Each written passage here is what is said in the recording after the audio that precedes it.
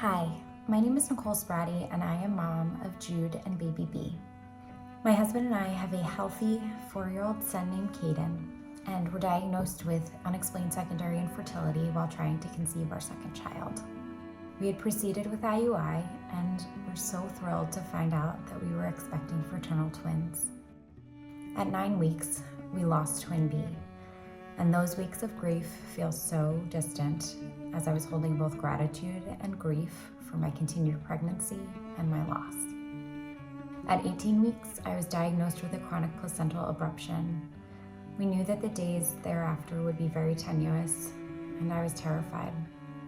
At 21 weeks, my chronic abruption became acute, and I began to hemorrhage. There was concern for my own life and also Jude's. And at 21 weeks and 4 days, I delivered our son, Jude Matthew, on December 28th, 2023. It was truly against all odds and by all miracles. I give him both credit for my life and being here today, and also for the beautiful time that we got to spend together. This experience has shaped me completely. Being a mother to both children here and in my next life has altered truly every ounce of who I am.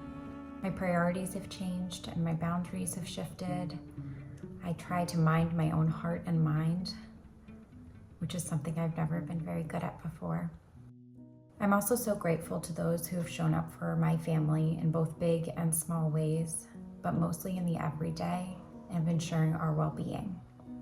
I'm grateful to those who are helping me advocate for change, for those who experience loss. And I'm so grateful to those who are helping me and supporting me on finding this version of myself as Caden, Jude, and baby B's mom. I knew Jody through friends, and she had reached out to me so early on in my grief. She had messaged me asking about Jude, and she was the first one to do so, and it felt so good to be seen as Jude's mother. Light After Loss started a couple of months after our loss of Jude. I received Valentine's Day cards addressed in the mail to myself as Jude's mom, and ones for Caden as Jude and baby B's brother. It was so special to see those scribbles. Lighting the candles for my twins week after week as I talk through my grief, alongside mothers who had different experiences than my own, but knew that every ounce of fear that I had and the weight of loss is where my healing truly began. I think the tropes of grief are often so short-sighted by looking and determining it by linearity. But Light After Loss was there to remind me that the only thing linear about grief was time.